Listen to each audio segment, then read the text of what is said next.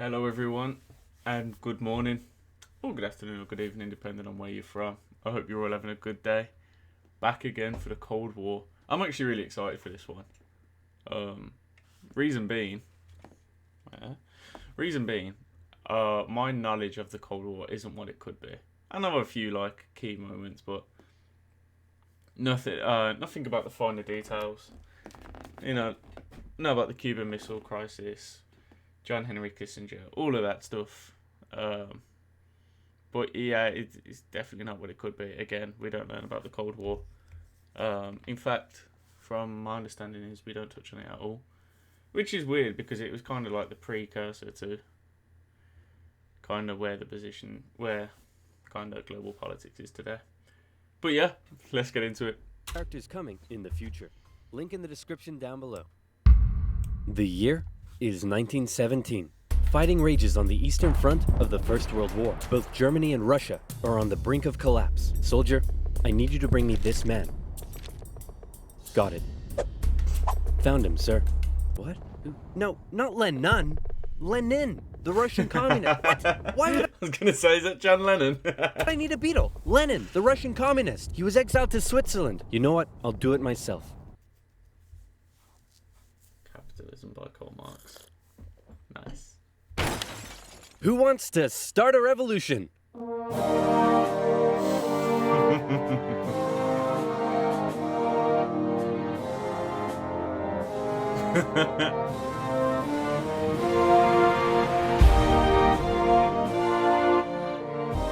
The Germans put Lenin on a train and sent him all the way back to Russia, hoping he and his mates would create an internal crisis. And create an internal crisis they did. The government was overthrown, and Lenin was in charge. He immediately pulled out of the First World War, made the country communist, started a 3-year-long civil war, got shot, broke the economy, caused a famine, and then he died. On his deathbed he said, "Hey man, tell whoever's in charge of giving people jobs not to let that jerk Stalin become the next leader." Okay, so he clearly made these before he made the Russian Revolution, I'm assuming. But, same general gist. You should probably go check out the Russian Revolution if you haven't already. That would kind of lead nicely into this one. By the way, who did I put in charge of giving people jobs? That would be Stalin, sir. Stalin was a rising force in the Communist Party. He still had some opponents, but conveniently, all of them were arrested or disappeared. So that was lucky. And so Stalin took over. He implemented his 5-year plans, which transformed the country from an agriculture-based economy to an industrial one. And like Lenin before him, he reigned with terror. Anyone who dared criticize or oppose him would either be killed or left to rot in the horrendous Soviet work camps. Then a short man with a silly mustache tried to take over the world, punched the Russians all the way to Moscow, and then the Russians, with some help from their faithful ally, the Winter, punched them all the way back to Berlin. At this point, being allies, America, the UK, and the Soviet Union were good chums. If you don't know the dynamics of the friendship between these three countries, it's so funny. So Stalin hated Churchill, and Churchill pretty much just hated Stalin. So Roosevelt ended up being kind of the middleman, the guy in between. It was just a really weird friendship between the three of them. If you're smart enough like Roosevelt is, there's a lot of advantages to be had of being the go-between between countries. But for the most part, Roosevelt and Churchill were pretty trusting of each other, and very distrusting of Stalin's motives.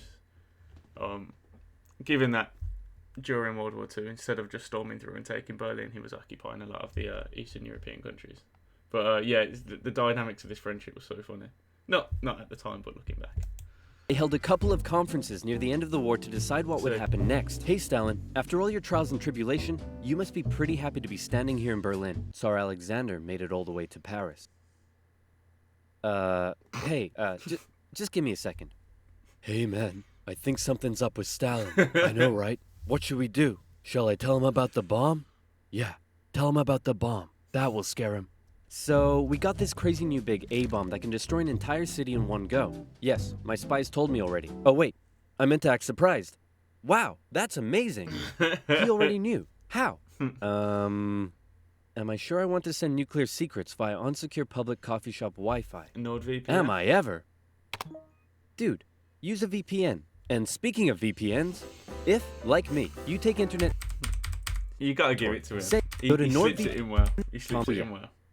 Does the A stand for atomic or ass? Then America dropped their bomb. big A-bomb on Japan, and World War II officially came to an end. Hooray, we won! Okay, so now it's time to establish the New World Order. Stalin, you're in charge of Eastern Europe. Now, we want you to let them all hold elections. Oh yes, of course, elections. And these elections will be free and fair, right? Oh yes, certainly, free and fair. Definitely free and fair. Communist, communist, communist, communist, communist, communist. If that's not free and fair, I don't know what is. Throughout Eastern Europe, so Hey, it's kind of like today.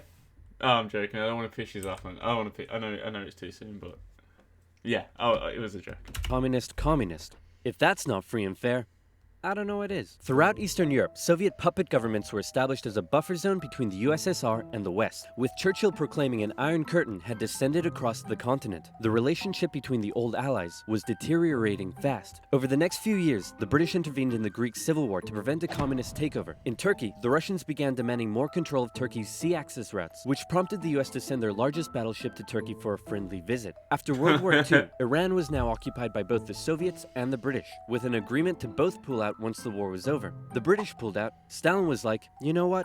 I think I might stick around. All in favor of kicking Russia out of Iran? You know, that might be one of the first times that that Britain isn't the bad guy in a situation. Like, we done our part. Like, if it was old Britain, we would have been like, you know what? We ain't leaving. The Soviets and the British, with an agreement to both pull out once the war was over. The British pulled out. Stalin was like, you know what? I think I might stick around. All in favor of kicking Russia out of Iran? You want to know something? You guys suck. Pressure from the UN forced the Soviets to leave, and with the establishment of NATO, the Soviets had no doubt that the West was out to encircle and destroy them. And America announced the Truman Doctrine, in which they basically said, those guys are not cool, cannot be trusted, and we will do everything we can to prevent the spread of communism around the world. Many viewed this moment as the official Was Truman the one that was he had a lot of I swear he set up a splinter cell inside the CIA to check government officials to see if they weren't communist, sort of like an inquisition. I can't remember if that was Truman or Kennedy. It was one of them, but one of them was so paranoid about communists being in powerful positions in the American government. I just can't remember which one it was though. declaration of the Cold War. Back in Europe, everyone was living in a post-apocalyptic void brought on by the Second World War. Cities reduced to rubble, not enough food. It was terrible. Boiled This is shoes. great. The more they suffered, the more likely it is they'll turn to communism. Dude, you're really messed up. What's wrong with you? My father used to punish me severely. America realized what was going on and quickly made a move. Under the Marshall Plan, they sent $12 billion to Western Europe for its economic recovery. The countries of Stalin's Eastern Bloc looked on with envy. Hey, Czechoslovakia, you want to come get some economic aid? Yeah, but I have to check with my mom first. Sorry, America. I can't come. This was a full-on economic battle raging between capitalism and communism in Europe. If the Western nations developed faster and better than the East, that would be a defeat for Stalin. So he set up his own rival economic recovery plan, which he called Comecon, and he also set up Cominform, which gave him more political control over the Eastern Bloc. But nowhere did this economic battle rage harder than in the city of Berlin. Caught over 100 miles behind Soviet lines, the city had been divided up between the Allies, and the western segments were still under Western control. East Berliners could travel freely to West Berlin, see the economic prosperity and think, maybe this communism thing ain't so great after all. I'm gonna have fun tonight. You're home late. Oh, Stalin. I was just out with my friends. Friends? You stink of capitalism! You're out engaging in imperialist debauchery again! I swear, Ivan, I can't keep doing this. Stalin wanted the West out, so he said, hey, guess what? I'm blockading all of your supply routes to West Berlin. What are you gonna do about it? I suppose we'll just fly the supplies in.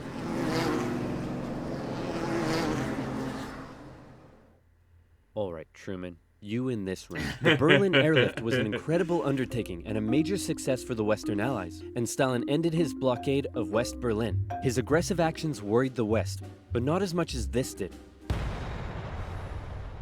Is that the Tsar bomb? The Soviet Union had developed their very own atomic bomb. The USA no longer had a nuclear monopoly. The world now knew that if a major war broke out between the two superpowers, it would be more destructive than anyone could imagine. So it was comforting when Stalin came out and said that war between the Soviet Union and the West was unlikely. Oh, wait, inevitable. He said it was inevitable. Hey, you know who I haven't checked in on in a while? My good friend China. Whoa, what happened to you? What happened to them was a full-blown civil war that had been going on since 1927. The People's Liberation Army, under the leadership of Mao Zedong, successfully defeated the Republic of China, who fled to Taiwan. The now communist China and the Soviet Union signed a mutual defense treaty. This was terrible news for the West. But wait.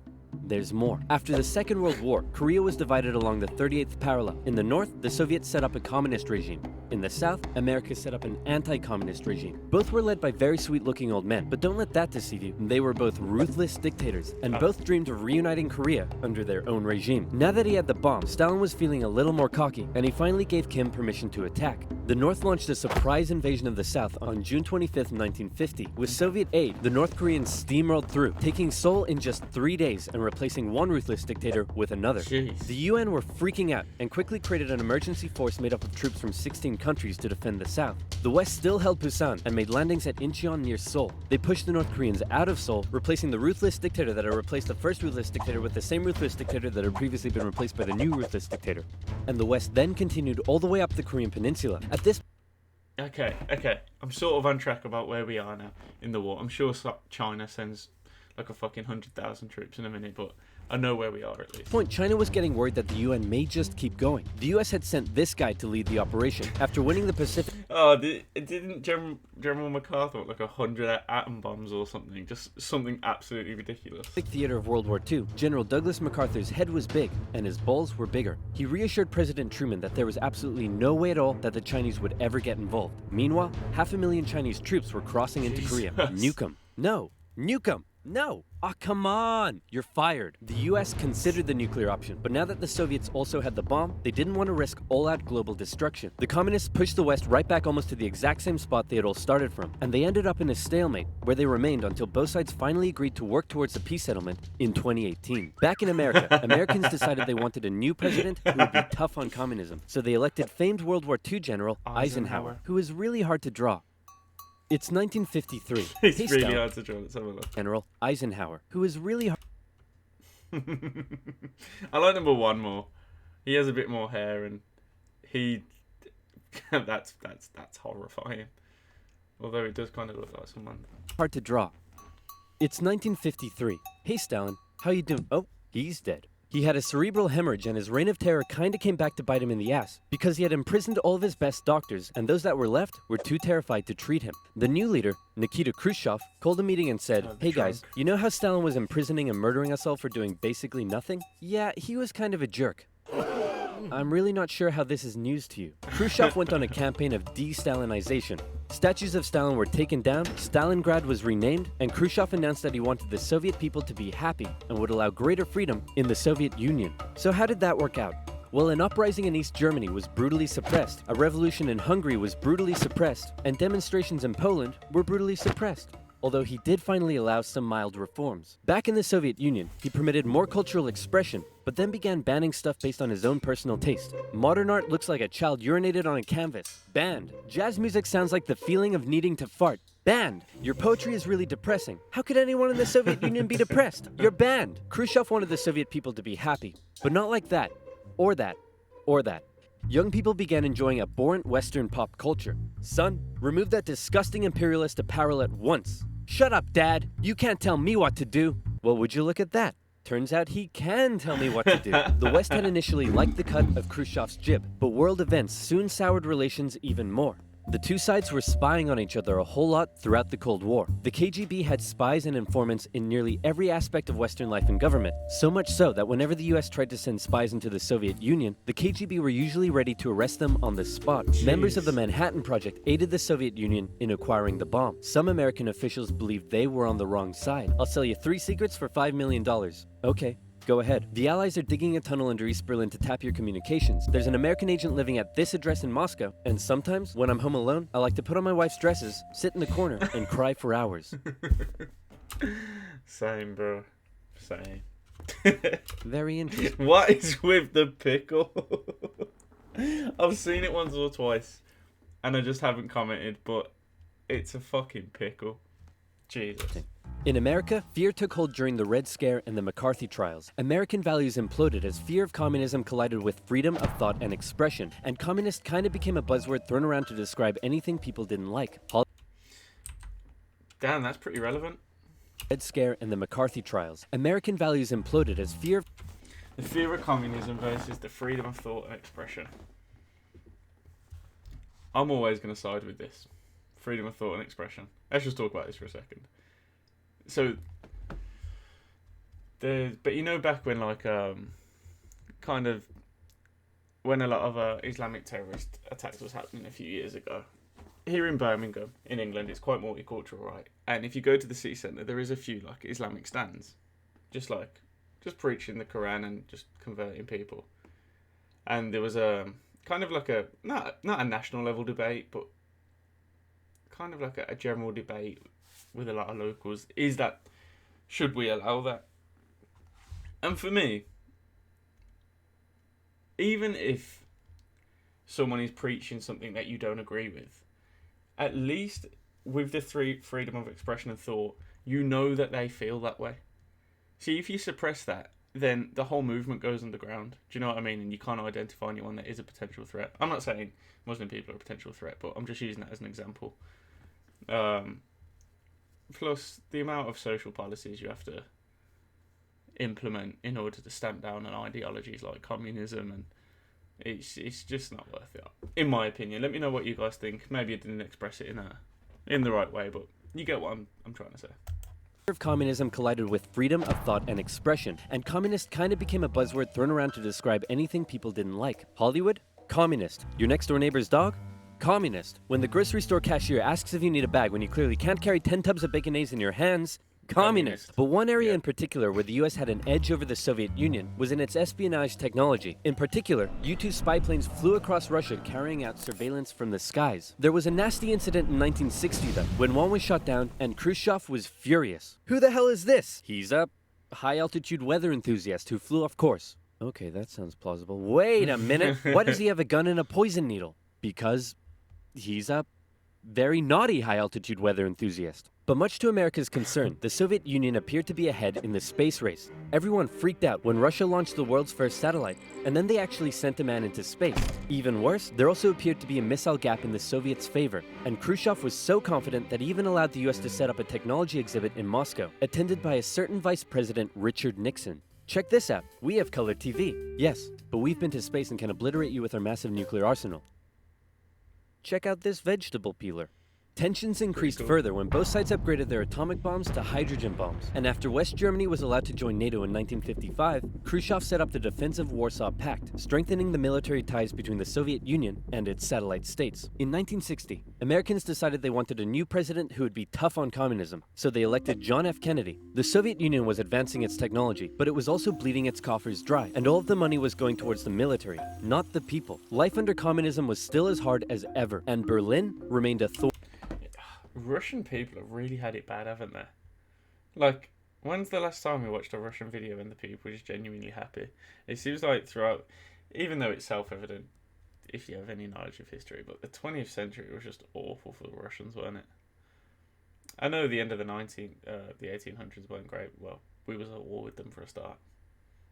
Charge of the Light Brigade and all that. But Jesus Christ, like... They just have not been happy yet. In fact, I think they might be happiest now. And they're still under...